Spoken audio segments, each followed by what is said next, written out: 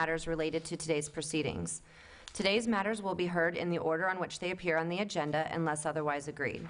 Every effort will be made to hear all persons having relevant evidence, arguments, or comment related to the specific case that is being heard.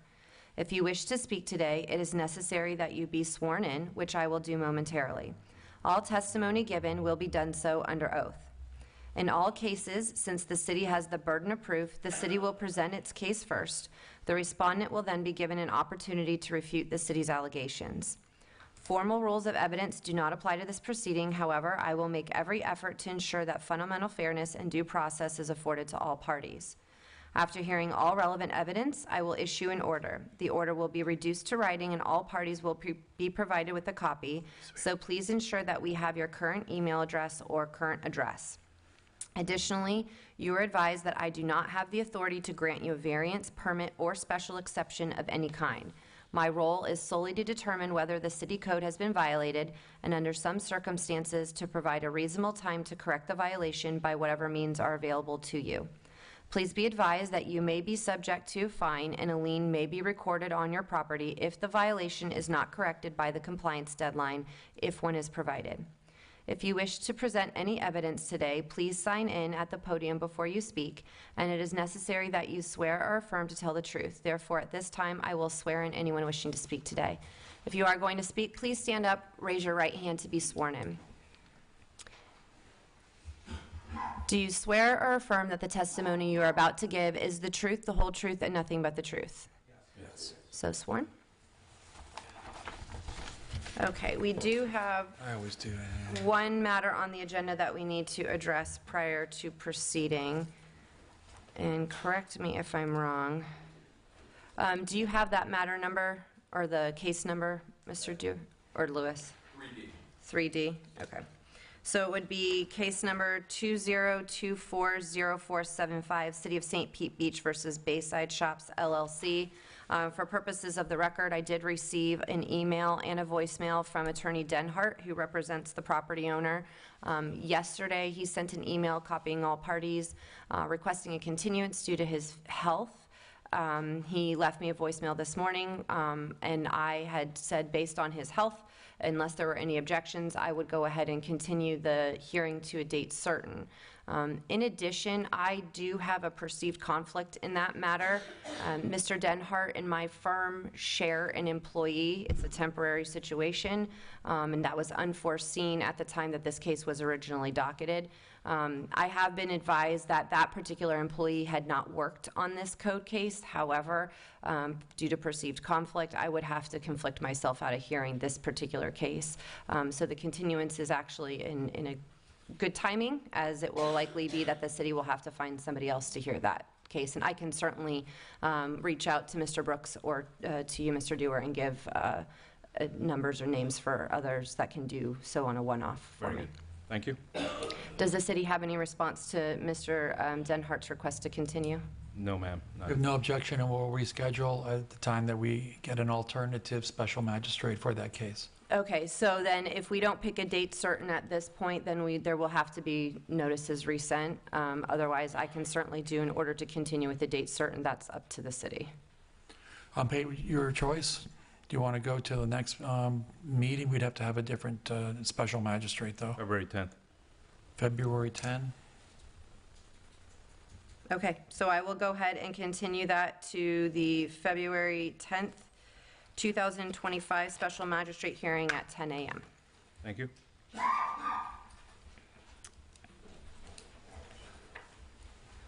Okay, now, are there any other changes to be made to the agenda this morning? No, ma'am. Okay. There are no other changes at this time. Okay, thank you very much, Mr. Dewar. Moving on to our continued cases, agenda item 3A, case number 2024-0089, City of St. Pete Beach versus Patrick Thomas McNulty and Annette Weiss McNulty. Good morning, Madam Magistrate. Stephen Rivera on behalf of the City of St. Pete Beach Code Enforcement. This is a status hearing on the 90-day extension to apply and secure a permit for the driveway and ISR violation. There was application made. Application is in review. Looks like it was denied its first review. I do have the permit tech here the permit administrator here probably can answer the questions a little bit better as to why it was denied. If Okay, you'd like to hear from her. yes, of course.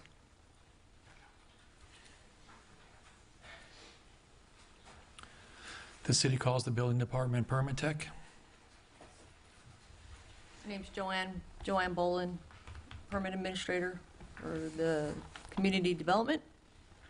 And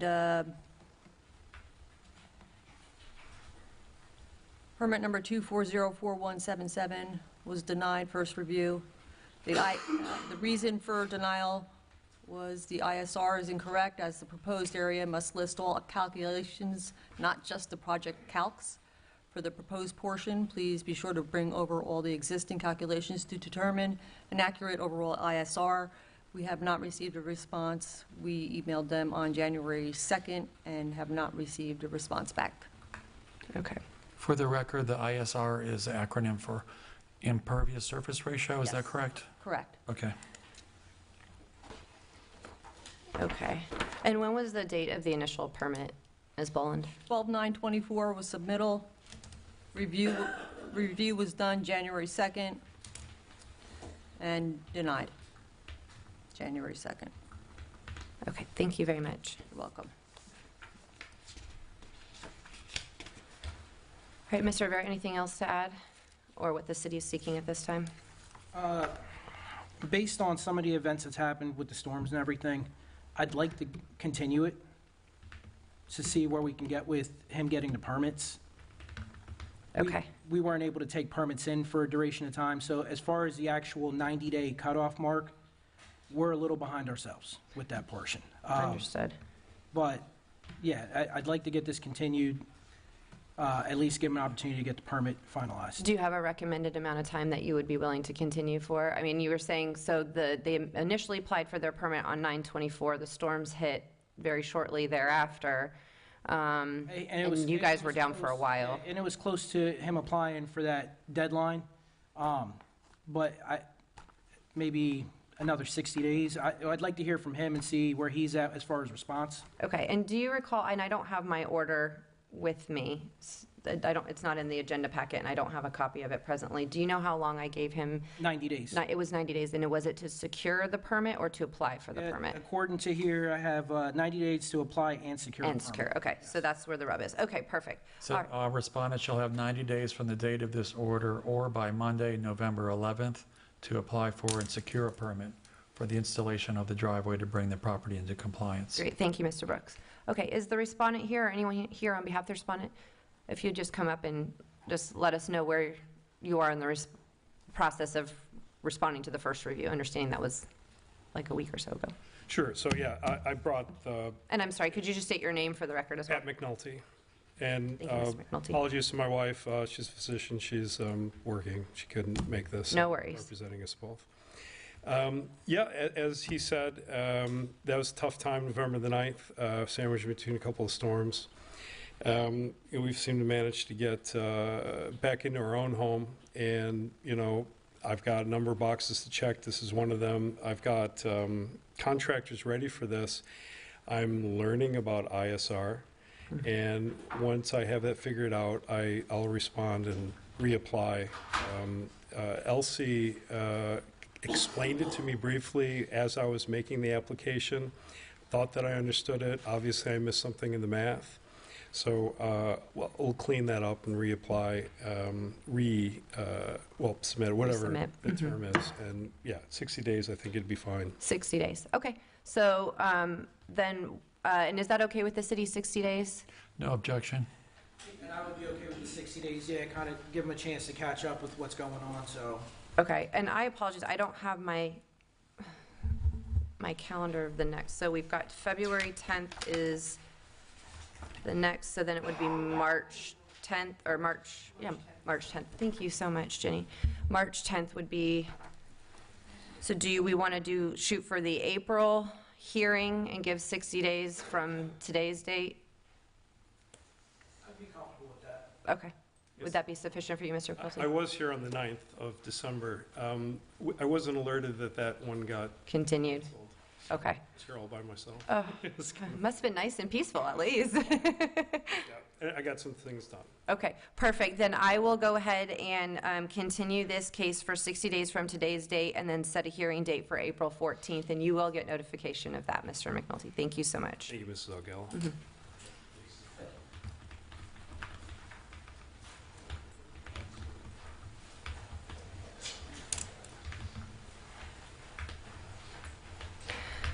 Okay, moving on to the next agenda item, we have case number 2024-0157, City of St. Pete Beach versus 1008 Airport Road LLC. Mr. Cruz? Thank you. Special Magistrate Louis Cruz representing the City of St. Pete Beach Code Enforcement. This was the status hearing on a 30-day extension, which technically was a 60-day extension. They had 30 in the beginning, then you gave them additional 30 as well.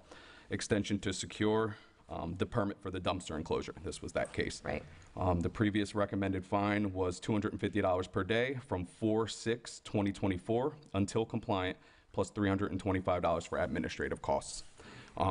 Looks like they had just submitted a new survey, which was asked of them previously once their first one was denied. And if you need more information of kind of where they're at, we can speak with Ms. Boland to kind of give you a better scope of how long this may take to get this fulfilled, because in the same situation, all the storms, we kind of had a backtracking, as you know. Right. So kind of Okay. at that point. Yeah, so there was a new survey submitted. Ms. Boland, do you know if that survey has been reviewed or where we are in the review process? We're in review right now. Came in review on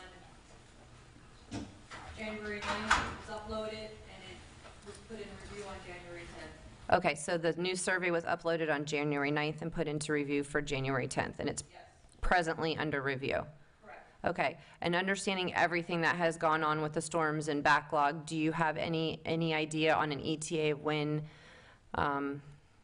that would be, is that the only outstanding thing that needed to be reviewed? Looks like fire approved, building approved, so I would say within the next 2 weeks, we should, probably sooner than that, but I don't want to overstep with the other departments.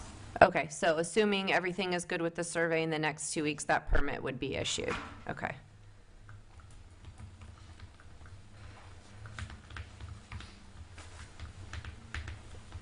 Okay, and Mr. Cruz, what is the city seeking to do? I know Mr. Rivera had asked for a continuance on this one. Are we seeking just to give a further extension to do that, or are we seeking that it wasn't done in time, et cetera? To be honest, they had ample time previously, but due to obviously the hurricane and the situation the city has gone under, if this is the last thing, like Ms. Boland has spoken to, then I'm fine with an extension of a few weeks to get this permit fulfilled, because the goal is to get the permit, of course. Okay, so, okay, and then is there anyone here on behalf of Airport Road LLC? Okay, if you could come up, please, and state your name and affiliation with the LLC for the record. Good morning. Jonathan Finch, Resort Rentals, General Manager. Okay, and Mr. Finch, my understanding from the city is that the survey's been submitted to be about 2 weeks' time. My inclination is to give you guys a 2-week extension to get the permit issued, and then if it's not issued by that time, then to come back at the next hearing in February and to seek, unless there's a good cause otherwise, to seek imposition of fines. Do you have anything in reply to that? No, it's the, I mean, really all the delays now have just been, like it's getting a hold of the GC, getting a hold of, like, she's extremely busy. Okay. And everything is, yeah, I mean, I don't have any issue with it. Okay, All I so, can do- and I think my order wasn't seeking permit, wasn't seeking completion of the project, it was just seeking issuance of the permit. So if the understanding is that it's 2 weeks, if it goes any longer than that, my suggestion would be to contact the city and see what's going on, so that if I do see you again here in February, that you have a good faith reason to say why it didn't get issued within the 2-week timeframe. Yeah, I have no issue with that. Okay, all right, well then I will go ahead and grant a 2-week extension from today's date, well, from the date of my order, which will hopefully be today. So 2-week extension from the date of my order, and we will come back here on February 10th, 2025 at 10 a.m. If we need to for the imposition of fines. And you will get an order to that effect. Okay, Thank you. sounds good, thank you.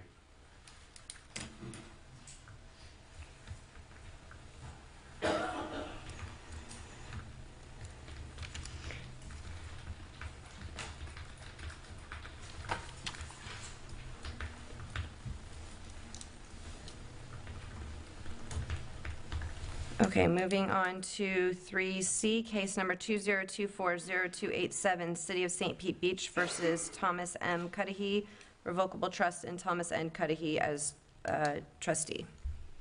Mr. Yes. Cruz? Thank you, Special Magistrate. Louis Cruz, representing the City of St. Pete Beach Code Enforcement.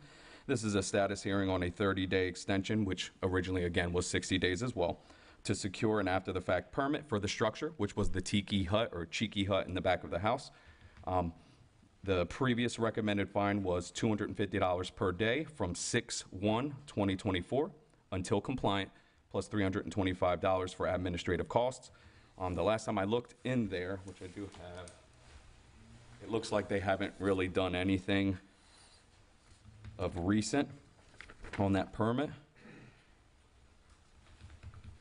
Let me just double check. Yeah, this is all looking like July. Yeah, mostly looks like nothing else has been done even after that special magistrate after the hearing. order. Nothing was done. So the city will be asking for its previous recommended fine. Okay, and my order, as I don't have a copy with me, my order said that they were to secure a permit by, what was the date on that? Oh, I can't remember. 30 days from the date of this order or by Wednesday, August 7th, 2024, to secure an after-the-fact permit for the structure. And we did want to check with the building permit administrator to see if there's any information in the file. Apparently, in the order, it said that they had already applied for a permit at the time your order was issued. They applied for the permit on July 1st, Right. 2024. It went into review and was denied on July 5th. Right, okay. Okay. Thank you, Mr. Cruz. Is there anyone here on behalf of, is Mr. Cudahy here? Anyone here on behalf of Mr. Cudahy? Thank you, sir.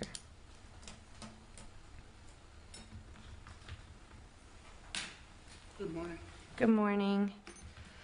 Can you tell me a little bit about what's going on with the permit for I the Tiki applied for Hut? the permit, it was denied. I was told I could apply for a special handicap permit, but I was told you can apply for a special handicap permit, you can pay for the mailing. Don't do it, you're gonna lose. I guess I've lost. I'll take it down. Okay, so then at this point, you know, we had asked, the remedy was to apply for the permit, or you could have taken it down at that time, either time. So at this point, Down myself, ma'am. I understand. So, and I understand that we had 2 intervening storms. This was from August. When you were discussing taking or getting the handicap permit, what was the time frame on that when you were having those discussions? It was before the storm, mid-September. Okay. And understanding that you now are seeking to take it down, have you already made steps to talk to somebody about removal of that, of the Tiki Hut? Well, I'm looking for someone. I've lost all my tools, all my equipment. My Understood. house was deemed uninhabitable. And the Tiki Hut And still I'm stands? done. Okay. Is it, Tiki Hut's the only thing that stood. okay. Yeah, unfortunately. Okay. Do you happen to have an idea of when it might, I mean, like you said, you're talking to someone, but is there any type of a time frame? Would 30 days give you enough time to contact somebody to take it down? I don't think so. Okay. You know, understanding that the violation, Got to get rid of got to get rid of everything. I right, have nothing. I can understand that. And you're not able to, obviously you said your house is uninhabitable, so you're not able to live in it at this point? Okay. Okay, and you're saying, is there a time frame that would be? I really don't have any idea, ma'am. Okay, all right. Thank you, Mr. Cuddy, I appreciate it. Mr. Cruz, any recommendations from the city on how you wish to proceed on this matter? I'm thinking, let's do a 30-day extension. Let's give him some time. I know everybody's been so affected by this, so it's very understandable. He was given ample time, but let's give it, 30 days to help him find a contractor, and hopefully, he'll have something to show in good faith that he's working towards getting it taken down, if that's the route he chooses, because that's not what the city was asking of.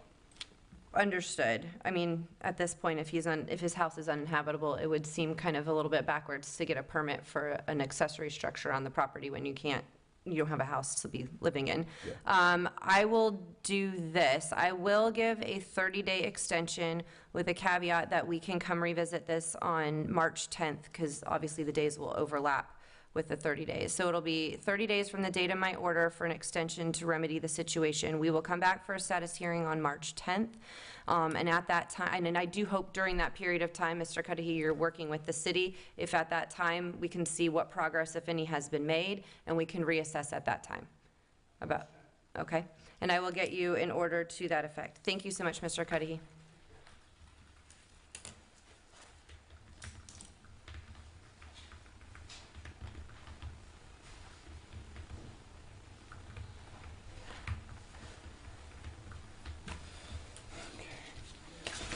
Okay, moving on to, we have no repeat case violations. Moving on to new cases, agenda item 5A. Case number 2024-0502, City of St. Pete Beach versus Kimberly Pipemeyer. I apologize if I butchered that name. Mr. Cruz? Yes, thank you, Special Magistrate. Louis Cruz representing the City of St. Pete Beach Code Enforcement. Code Enforcement case number 2024-0502, Kimberly Pipemeyer. Violation address 504 70th Avenue. Violation description: the property is in violation of Section 33.5, prohibited uses and structures of the Land Development Code of the City of St. Pete Beach. Case summary: the initial inspection was 9/6/2024. Notice of irreparable or irreversible violation dated 12/23/2024. Notices of hearing dated and posted on the property 12/23/2024. These are a true and accurate representation of what I have witnessed. This is the affidavit of posting at 504 70th Avenue. This is the Airbnb advertisement.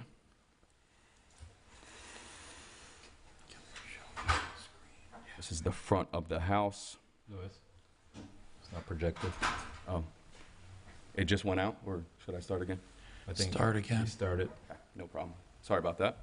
Stephen went to speak to Okay. Jamie, so we're gonna have to wait.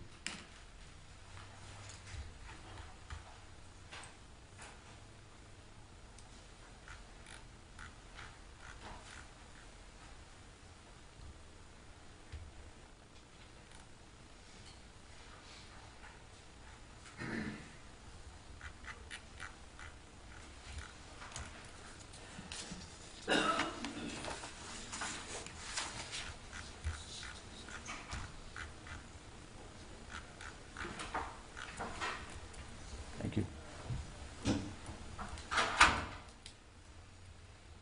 Is she working on it?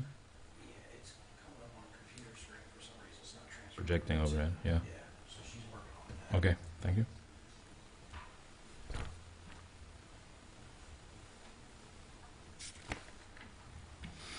Our apologies for the delay while we get the PowerPoint presentation uploaded, or displayed, rather.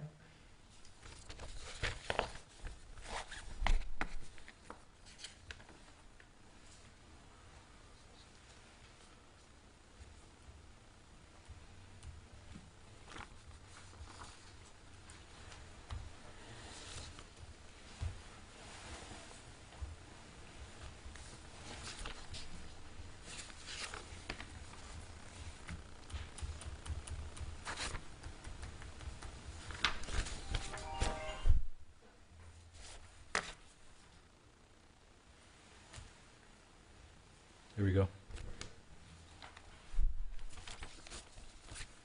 Awesome. Thank you.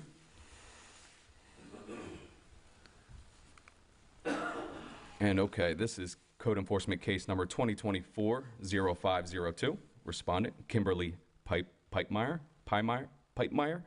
Violation address, 504 70th Avenue. Violation description: the property is in violation of Section 33.5, prohibited uses and structures of the Land Development Code of the City of St. Pete Beach. Case summary: the initial inspection was 9/6/2024. Notice of irreparable or irreversible violation dated 12/23/2024. Notices of hearing dated and posted on the property 12/23/2024. These are true and accurate representation of what I have witnessed. This is the affidavit of posting at 504 70th Avenue. This is the Airbnb advertisement. This is the front of the property in the advertisement, or at least the entrance to the property that they are renting out. And these are the short-term stays / reviews that have been done at the property.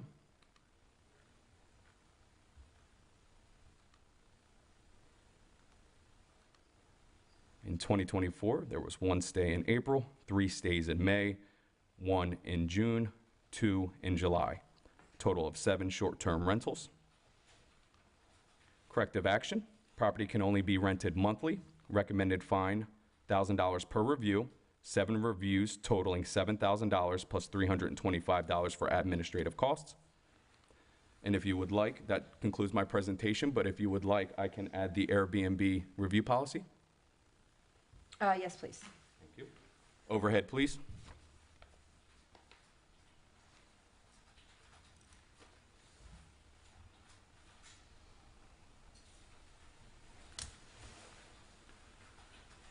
Okay, thank you. Thank you.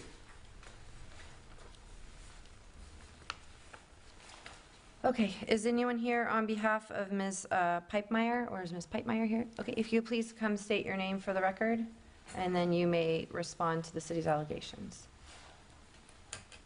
My name is Kim Pietmeyer. Okay, and what do you have to say for yourself, Ms. Pipemeyer?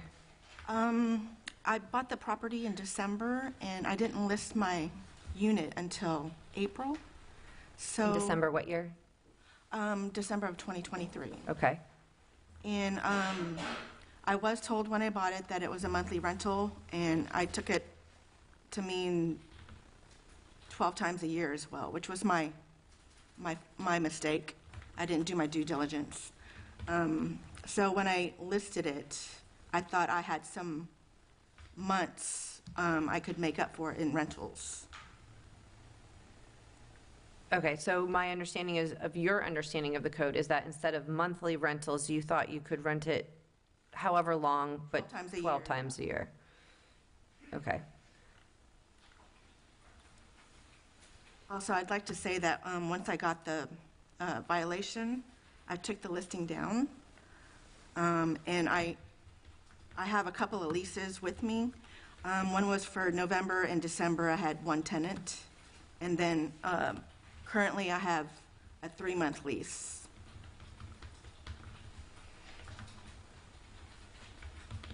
okay, and you said as soon as you got the violation, you took the listing down. Did you reach out to the city at all when you received the violation to discuss the matter with them? My property manager actually called Mr. Cruz and spoke with him. Do you know how that conversation fleshed out? Mr. Cruz is very nice and informative. So moving forward, I know the codes and Okay. violations, yes. Okay. Okay. And you understand that the city is asking for, obviously, we don't have a time machine. We can't go back in time and unrent the properties or fix the violation. You understand the city is asking for $1,000 for each of the 7 short-term do. stays? Okay. I'm facing the music. Okay. I would like to mention, though, in order to promote the listing, I wrote a review, and my sister-in-law wrote a review after she stayed there. I don't know if that makes a difference, but I just wanted to mention it. Well, are any of the reviews that were for the short-term stays? Because these all say stayed a few nights. Right. And, well, you have one, Well, Kim. I'm we assuming weren't Kim is, charged. She wasn't charged. She just did it to kind of promote the Airbnb. okay, so I'm assuming the one that says it's Kim as the reviewer from April of 2024 is, That's me, that's You? my dog, yeah. yeah, okay. And your sister would be Alana, Alana. she was here for July week, her family. Okay, and you did not rent it to her, correct? Correct. You say there was no money exchanging hands, but she did in fact leave a review. Yes.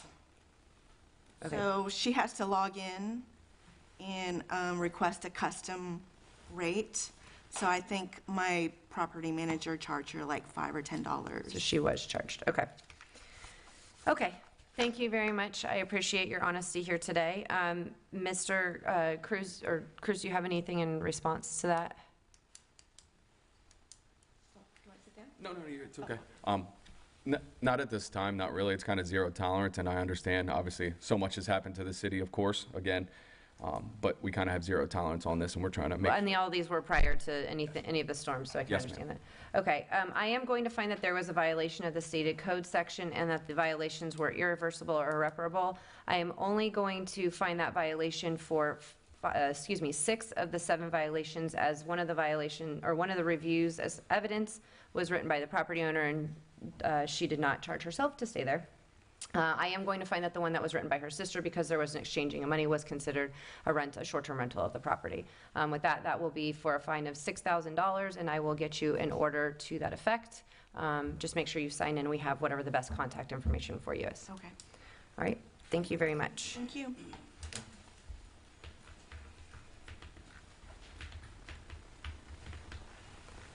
Okay, moving on to the next agenda item, we have case number 2024-0557, City of St. Pete Beach versus Donald R. Flassing, trustee, and Julia L. Durham, trustee, and the Flassing Family Trust. Mr. Cruz? Thank you, Special Magistrate. This is Code Enforcement Case Number 2024-0557, Donald R. Flassing, trustee, Julia L. Durham, trustee, and Flassing Family Trust. Violation address 6439 Second Palm Point. Violation description: the property is in violation of Section 98-123.1, permits required of the Code of Ordinances of the City of St. Pete Beach. Case summary: the initial inspection was 10/20/2024. Notice of violation dated 10/21/2024. Notice of violation compliance date 11/18/2024. Notices of hearing dated and posted on the property 12/23/2024. These are a true and accurate representation of what I have witnessed. This is the affidavit of posting at 6439 Second Palm Point. This is with this was the old water heater, and they installed a new one without the proper permit, as well as reinstallation of drywall.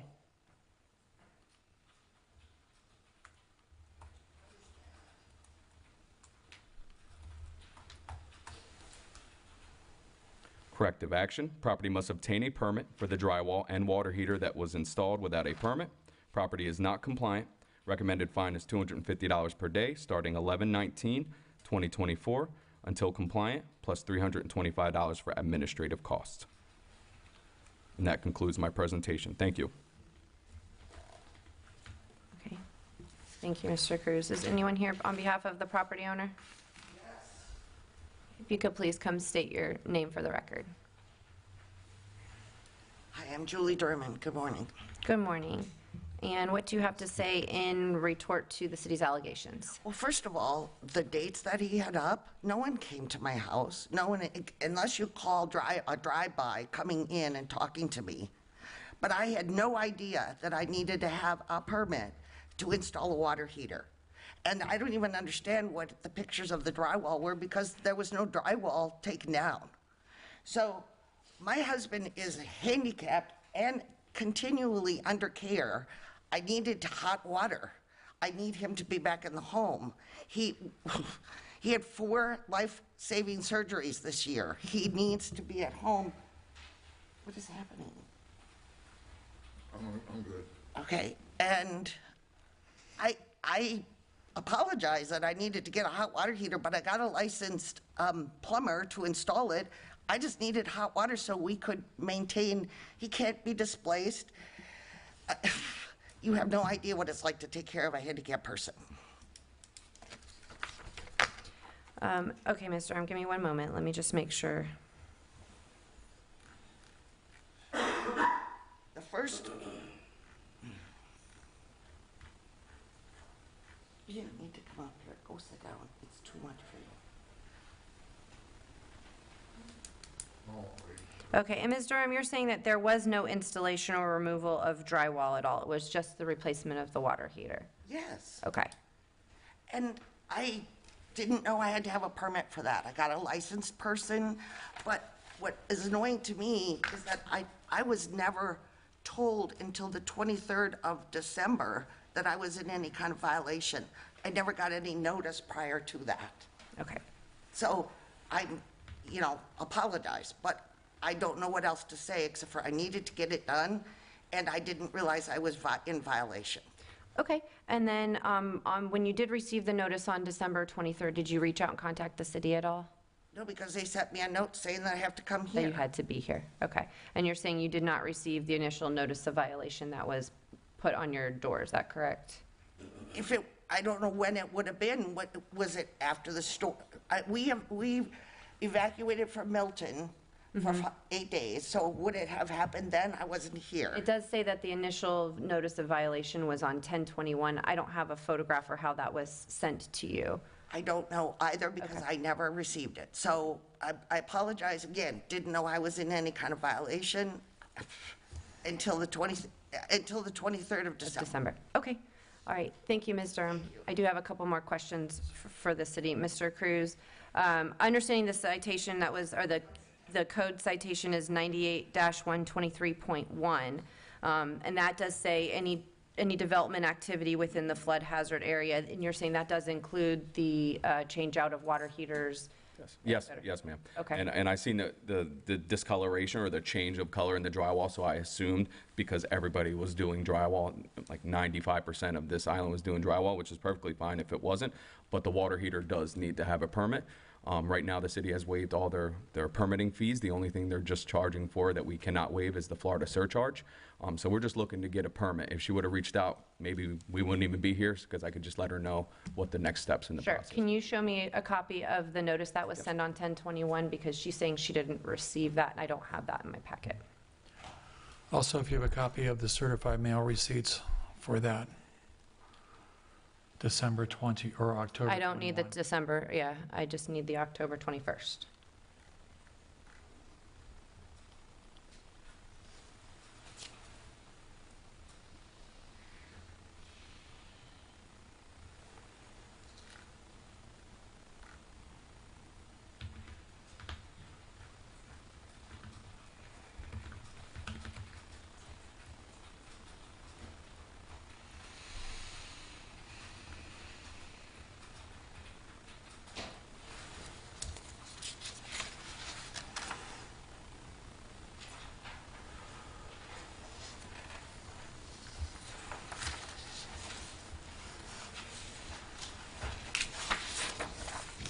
Notice of violation banner page for the property.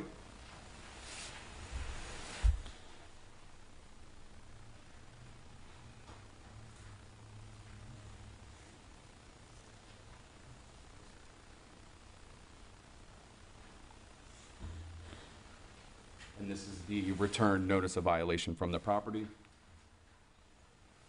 Can you flip that? It says it was unable to deliver it. So it was sent back to the city, is that what happened? Yes, yes, sir. No mail receptacle? Oh, no mail. So October 9th was Hurricane Milton landfall, and this was October 21. There may not have been a mailbox, operable And mailbox. was the notice disseminated in any other way, shape, or fashion to the property owner? To my knowledge, that they were using the St. Petersburg post office, but I don't know when that date was, that they arranged for any mail coming from here to be going to there for the residents. And I understand that, but obviously the post office says it's unable to forward and there's no mail receptacle.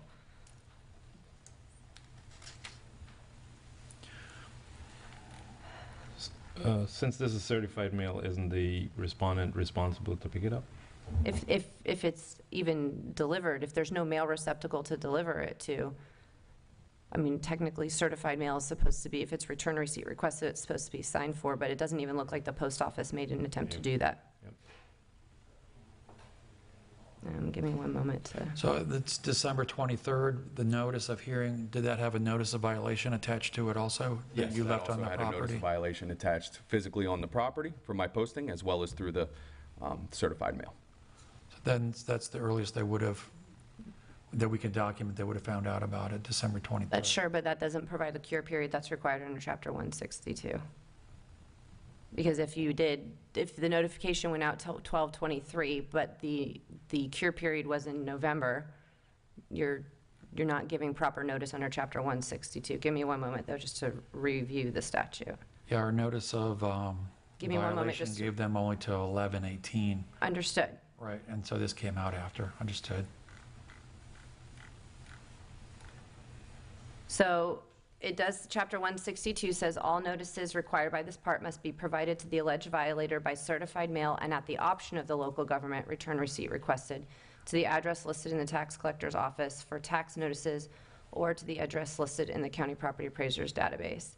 Your Honor, we'll withdraw this notice of violation, but ask that the property owner obtain a permit for the water heater within a reasonable time to compliance, which I think you would give them 60 days or 30 days. With the hurricane at the building department, it may take a while to even get a hot water heater I permit. think that's a good question for Ms. Boland. For a water heater, how long do you think would be a good time frame that they would be able to complete that?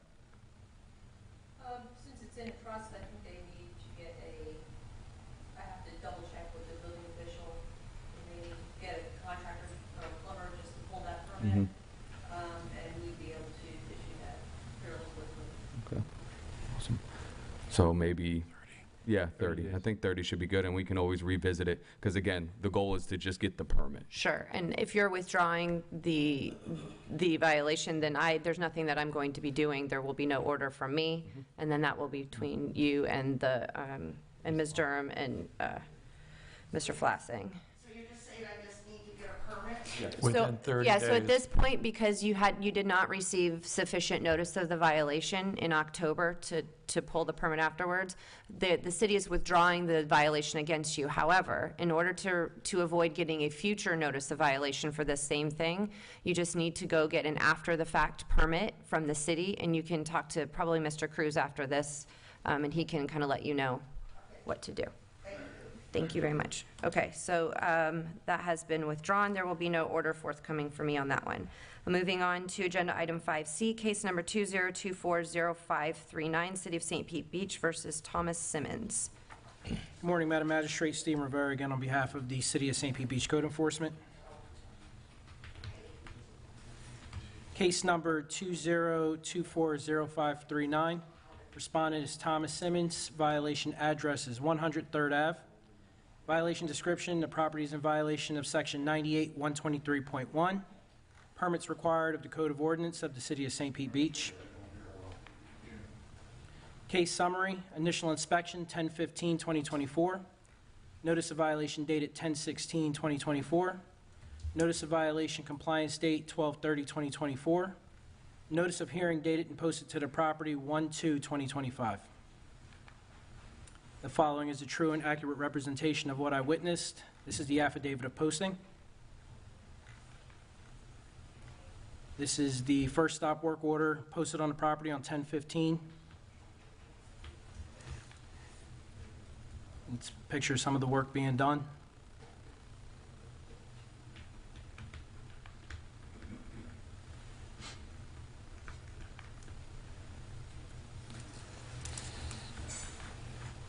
This was the second stop work order posted on the property on 10/17. You see they kept working, they added the windows and the doors from the previous picture.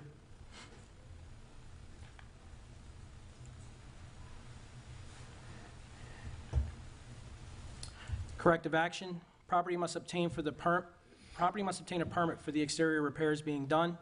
Property is not compliant. Recommended fine, $250 a day, starting 12/31/2024, or until compliant, 2024 until compliant, plus $325 for the administrative costs.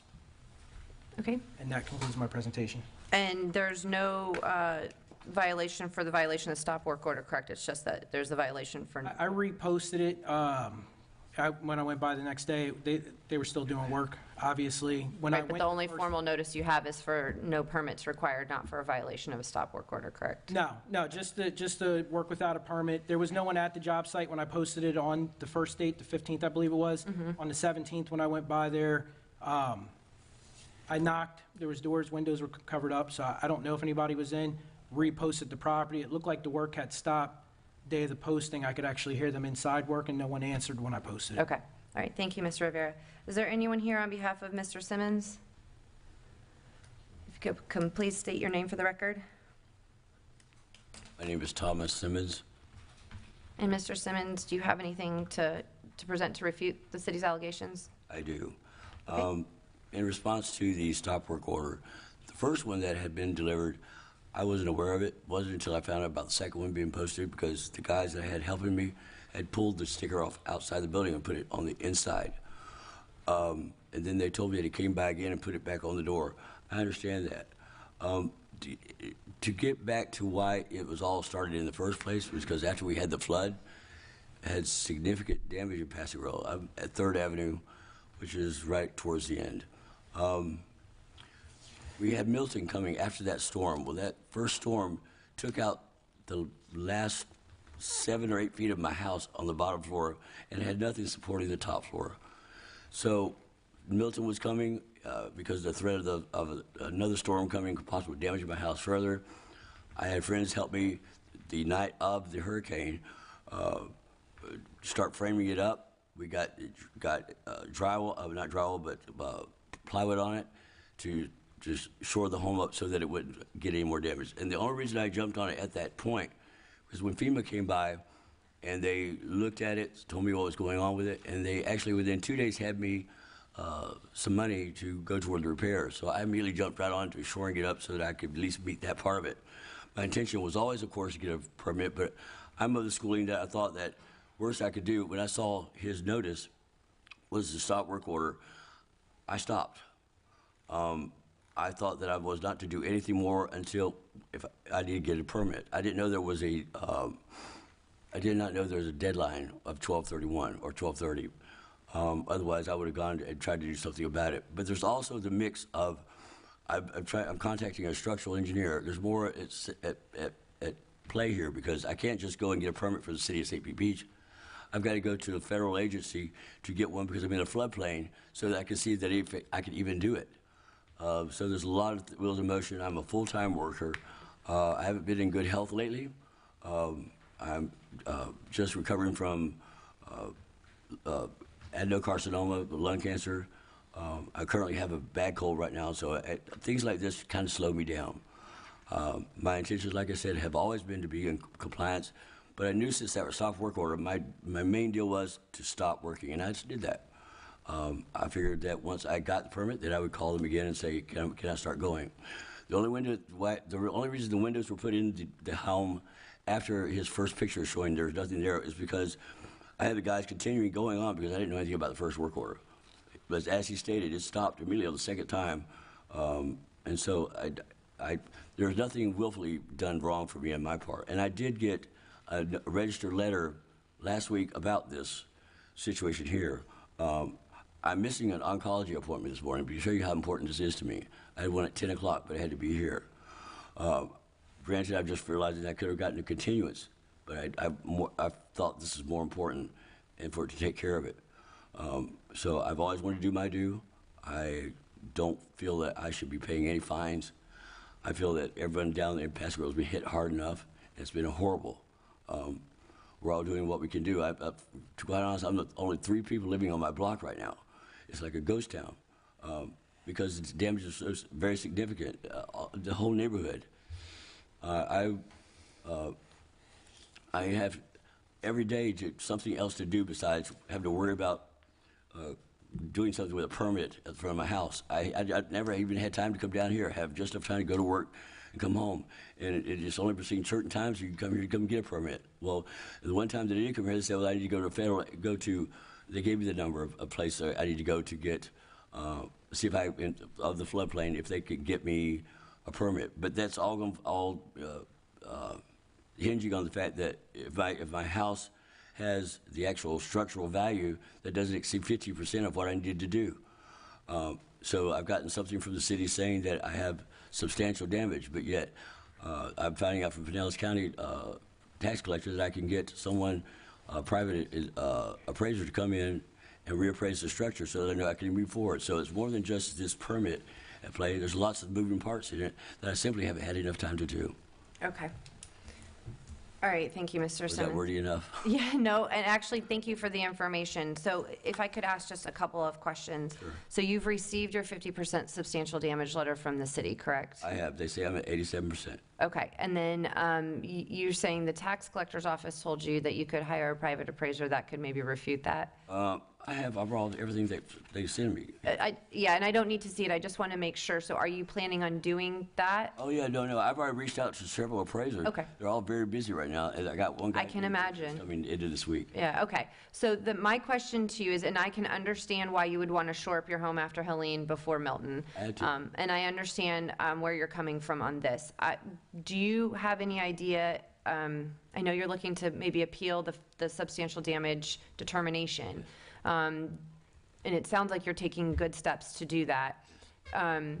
Do you have any idea how long that might take before you would be able to apply for a permit? I know it's a difficult question to answer. You know, because I've never done anything like this. I'm not sure how slow they are at any of this stuff right now. I think a lot of people have, so I can understand that. I can say that I would get right on it as far as that goes. That's all my intentions for this week. I have two brothers visiting me right now just to help me with figuring out what we're going to do with the structure. Okay. But most importantly, I've got the value, they agree, has been made too low on my actual structural cost of the house. Okay. And then I guess my next question might be for Ms. Boland. I know that the issue is the work that was done prior to, well, and maybe it's twofold. Is it prior to what happened, prior to Milton? So that was from Helene, correct? It's from Helene. Yeah. Yeah. Okay, so it was just what happened prior. Okay, so then I'm assuming that the city wants to just get permits put in place. It is a difficult situation. Yes. Because you want to get after-the-fact permits for the work that was done between Helene and Milton. Yes, And yet, where it specifically states that if I go to get a permit from City of St. Pete Beach, I have to also make sure that something from the floodplain from the federal agency that says. right, because you're below the base flood elevation, understood. And because of the substantial damage determination. Okay. I'm just trying to parse out, we had two storms that were back-to-back. And this violation stems from work that was done in between the two. And your substantial damage determination is something that was done post-Milton, correct? Yes. Yeah.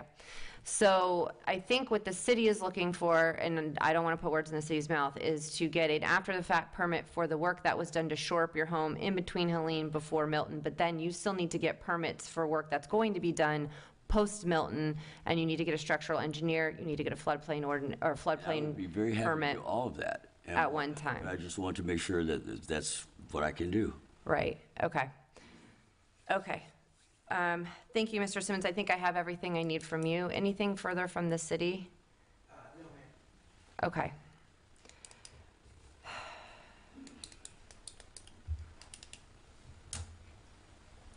Okay, this one is very difficult because obviously, for all the reasons that I've stated, the after-the-fact work was done as a necessity in order to shore up this man's home so that he didn't get hit severely for Hurricane Milton. I can't even imagine trying to get a permit within that 2-week window when people were still suffering from Helene and everything that was happening with City Hall as well. So with that being said, I mean, there is a technical violation of the city's code because there was unpermitted work done below the base flood elevation. So I'm going to do this. I am going to find that there was a violation of the stated code section. However, I am going to give, and I have no idea how long this process is going to take. So I'm going to set a status hearing for 120 days, not 120 days, let's do 90 days. 90 days from the date of my order. And we will set it for, let's do it for the May, let's just do a status check for the May 12th code hearing. So I'm not going to continue it. I am going to find a violation and then allow Mr. Simmons, we'll just reconvene on May 12th and see where you are in the process. If you've made a good faith effort to kind of move it along to try and get the permits that you need, we can reevaluate it at that time if additional time is necessary. Based on your efforts in that interim period of time, I may grant an additional extension. If nothing has happened, then I will entertain the city's right to have fines imposed on the property. I'm sure you want your home back, but just as much as the city wants you to be in compliance. I can understand that. Okay, so I will get you an order to that effect. Just please make sure I have your contact information. All right. Thank you, Madam Thank you.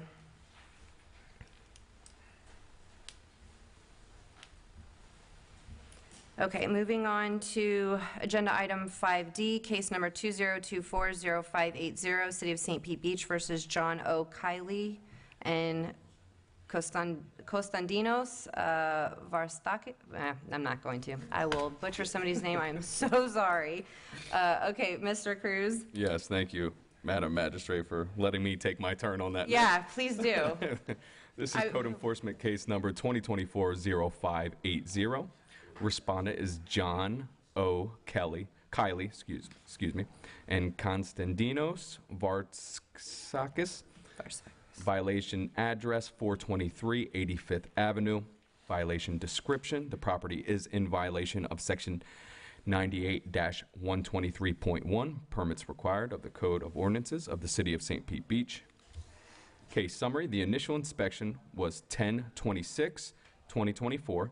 Notice of violation dated 10/30/2024. Notice of violation compliance date 11/27/2024. Notices of hearing dated and posted on the property 12/23/2024. These are a true and accurate representation of what I have witnessed. This is the affidavit of posting at 423 85th Avenue. This is the stop work order that was posted on the property at 423 85th Avenue.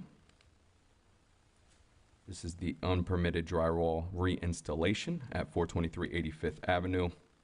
The workers were there at the time of the stop work order. I'm pretty sure they removed the stop work order as well, which they are not supposed to, which it states on the stop work order as well. Corrective action: property must obtain a permit for the drywall that was installed without a permit. Property is not compliant. Recommended fine is $250 per day starting 11/28/2024 until compliant, plus $325 for administrative costs. And that concludes my presentation. Thank you. Thank you. Anyone here on behalf of the property owners? Please state your name for the record. My name is Konstantinos Varstakis. There we go. Thank you. All right, Mr. Varstakis, do you have any reply that you'd like to the city's allegations? Yeah, I would like to say something about that.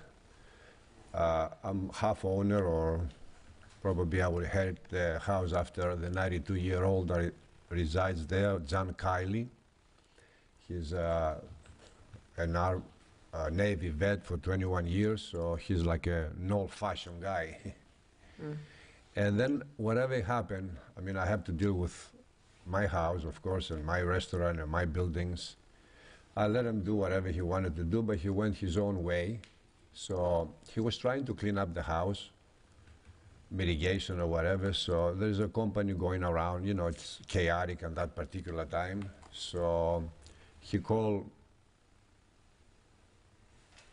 ServPro. They never answer for 2-3 days. So somebody came to my lap and says to me, I can do that. So I say, go talk to this guy, John. So he went there. He was a guy from the other side of Miami. Everybody was kind of here to help. He was a general contractor. So after that, I mean, you know, John called me or see him sometimes.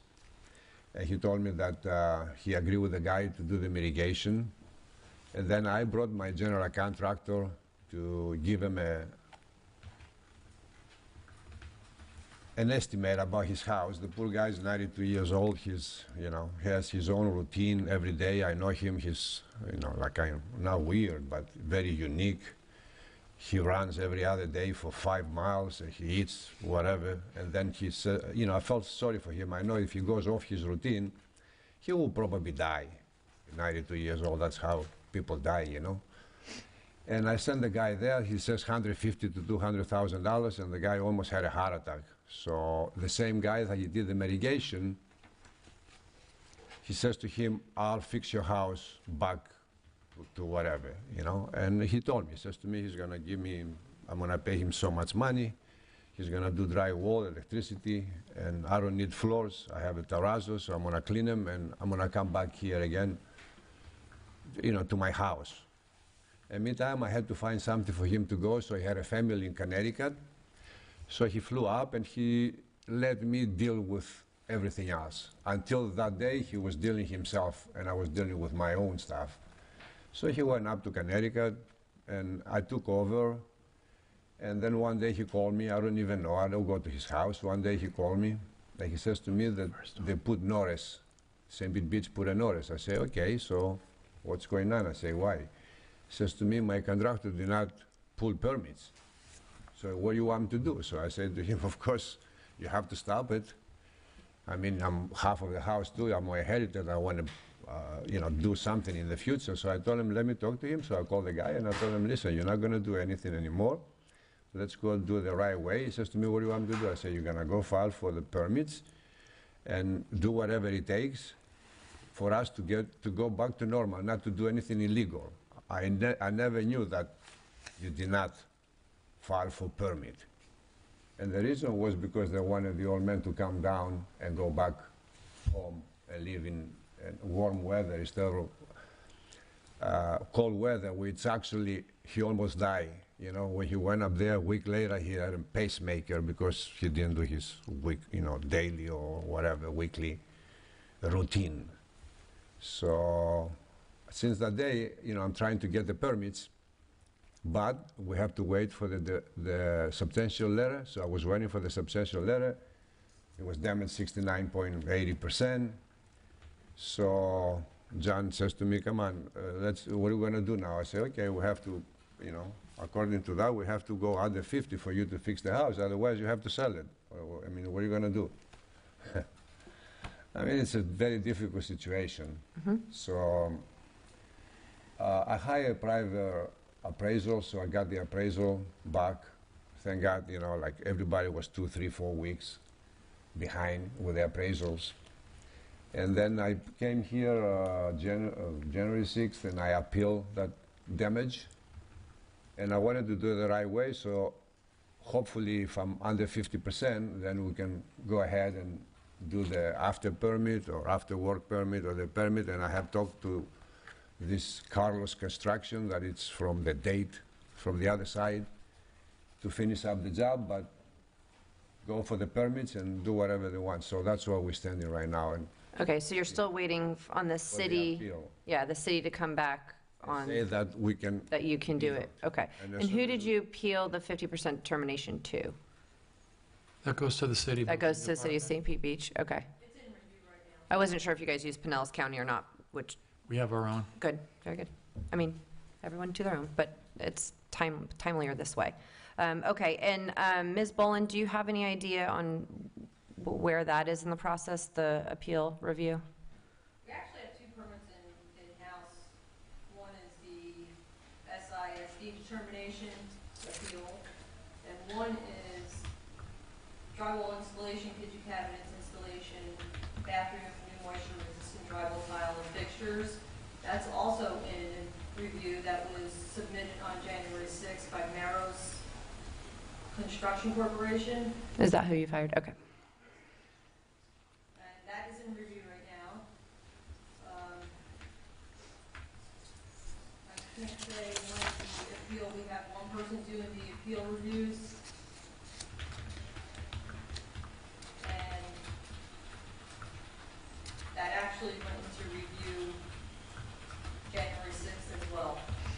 Okay. Both of those permits are in review. Okay, and at this point, the SDSI determination, I'm assuming will have to be done first prior to the review on the new install permit? Okay, and you said at this point, you do not know how long that review process is going to be, because there's only one person handling those? There's one person doing the SDE appeal process, so I really can't say. I think there's about 40 appeals in there as I'm talking to you. So it all depends on how Okay. We have no objection until April or May, Your Honor. Okay, I was gonna say, I much like the last, the last case, just because there is the appeal of the SDSI determination, I am going to do the same thing, find that there is a violation of the stated code section. However, with that being said, we will come back at the May 12th status hearing to determine whether or not good faith efforts have been made to secure the after-the-fact permit and move forward, or if we need to visit imposition of a fine. Beautiful. And in the meantime, just continue to work with the city and do everything that you need to do, and hopefully, This letter is first. yeah, and hopefully And the Mr. 50 Kiley and the does, permits. yeah, hopefully Mr. Kiley, his health gets better and he's able to get back into the house, so. Thank you very much. You're very welcome. I will get you an order to that effect. Just make sure I have your contact information. Okay, I did put Thank there. you.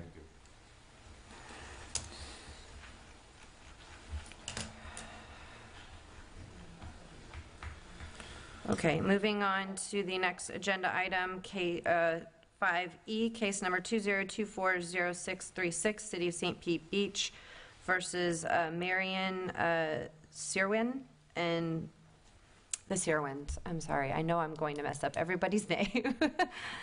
I think that's right. If it helps any, my name gets butchered all the time. I know it doesn't, but, all right, Mr. Cruz. Thank you very much, Special Magistrate Louis Cruz, representing the City of St. Pete Beach Code Enforcement. This is Code Enforcement case number 2024-0636. The respondent is Marion Zerwin and Bagumila Zerwin. Violation address 141 72nd Avenue. Violation description: the property is in violation of Section 98-64, General Maintenance A, 98-65, Unsightly Conditions 4, thank you, and 98-66, Residential and Commercial Property Maintenance A, B, C 2, and 3 of the Code of Ordinances of the City of St. Pete Beach. Case summary: the initial inspection was 11/21/2024. Notice of violation dated 12/6/2024. Notice of violation compliance date 12/23/2024. Notices of hearing dated and posted on the property 1/3/2024. These are true and accurate representation of what I have witnessed. This is the affidavit of posting at 141 72nd Avenue. This is the debris that is in the right-of-way and on the property as well. At my time of my inspection, courtesy notice was left on the property. This was a re-inspection, and it looks like they moved the majority of the debris back further onto a tarp onto the property at 141 72nd Avenue. Still a lot of debris and stuff there on the asphalt. Corrective action: property must remove and clean all debris from the property and or right-of-way.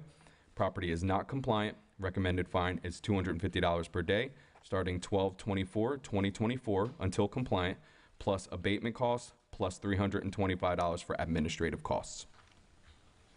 And that concludes my presentation. I have a question. You have abatement costs on there, but at this point, has the city abated the property, or is it not compliant? No, that's why we were trying to give them this time frame to get it done. We have a company that just gave us over quotes for how much it would take to get this cleaned up if the owner is negligent in not doing that. So I can present that quote if you would like. It is a number of how much it would cost. No, because I'm not entertaining fine amounts at this time. So if it gets to a fine hearing, then that would be the appropriate place for that. Thank you. And then I did have a question as far as debris removal is concerned. This happened right after the violation happened after the storm. Do you know if this is storm debris removal? And did the city or county, you guys contract with the county for that debris removal? Let me clarify too, is this a multi-family project? Yes, it's a multi-family property, yes. It is, the city, FEMA contractors only pick up the single-family, not multi-family, correct? Yes, yes, sir. And so multi-family units have to arrange for their own debris removal? Yes. Okay. Perfect. Thank you. That's what I was looking for. I know some jurisdictions have contracts for commercial and multifamily units, but St. Pete Beach does not. Oh, and then the pictures, they show that they moved the debris from the curb back further into the driveway, but it's still there? Yes. And that would still be a violation? Yes, sir. Yeah. Okay, It thank makes it you. even harder for, Debris removal. yeah, but, and there's also Is that a glass aquarium? Yeah, it looks like a fish tank, like an old fish tank. It was out to the right of way earlier, and then they moved it back. Is that something that could attract children? It's definitely something that can be unsafe, especially with the broken glass, because I'm pretty sure it's broken. Okay. So it can be an unsafe situation if there were to be a child to go into the property. Yes, Your Honor, we'd like to get this removed as soon as possible. I can understand that. Okay, anyone here on behalf of the property owners? If you could please come and state your name for the record.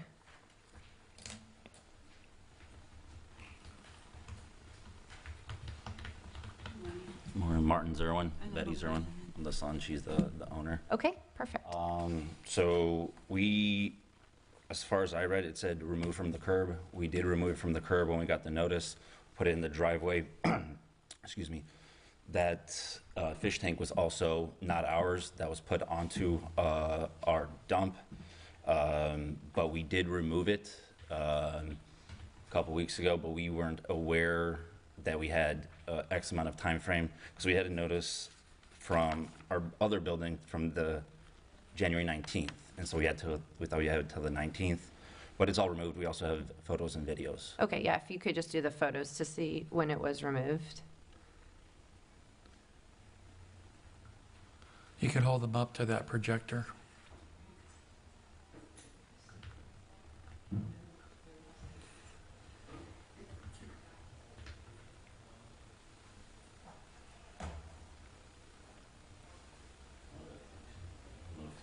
Could you turn it sideways? Oh, yeah, I can, no, Other way, way. other way. Towards, Upside down now. I know. At the screen Sorry. at the top, there you go. We removed everything. This is the video of the driveway. The rest is just like dirt. Dirt, okay. And do you know what date that removal occurred? Thursday of last week. So the 9th.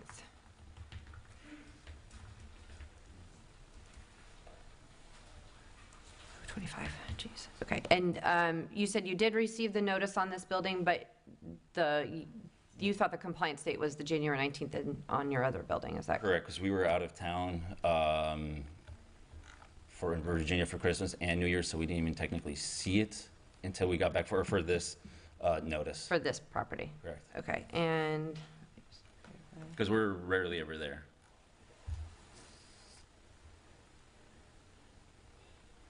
okay, and the initial violation was on 12/6. Are you saying you didn't receive that violation notice Till we got back. until you got back? So you were gone for the whole month of December? Well, we were here. You weren't at the everything. Yeah, because like I said, it said curb, so I removed it from the curb to the driveway. I think so. Yeah, technically, the 26th. I think maybe I removed it or put it to the side. Okay, and then, I don't know the exact dates, but I moved it from the curb because I saw the notice. okay, and you're saying the notice of violation, okay, I can look at it here. Okay. Anything else that you'd like to say on your behalf? No, just everything was removed, and the fish tank wasn't ours, and just people were dumping stuff on there too when we came back. 'Cause I think even in that first photo the gentleman presented, the fish tank's not even in that The photo. Yeah. Okay. Okay, thank you very much. Thank you. Anything further from the city? Your Honor, just the notice of violation states the storm debris that was removed from the building and stacked at the curb must be removed. The city of St. Pete Beach will only pick up storm debris from residential properties, meaning single-family residential.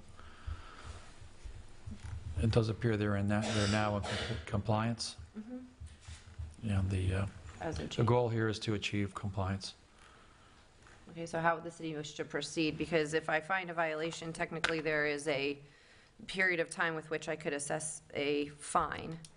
And the recommended fine, I believe, is $250 a day plus administrative costs. It's up to you, Pete, whatever you want to do. Admin costs only. Admin costs only, okay. The city, excuse me, I do find that the property was in violation of the stated code sections, however, is now in compliance and was in compliance effective January 9th, 2025. I will not be assessing any daily running fines, however, I will assess the reasonable administrative costs of the city in the amount of $325. And you all will receive an order to that effect. Make sure we have your contact information, and then you can figure out how to pay that with the city. All right.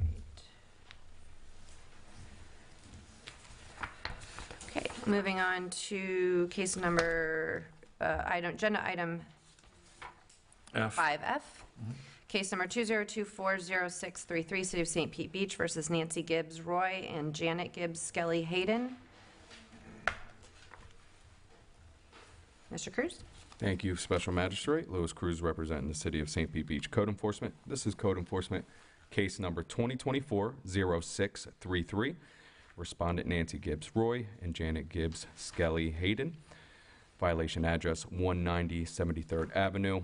Violation description: the property is in violation of Section 98-64, General Maintenance A, 98-65, Unsightly Conditions 4, and 98-66, Residential and Commercial Property Maintenance A, B, C 2, and 3 of the Code of Ordinances of the City of St. Pete Beach.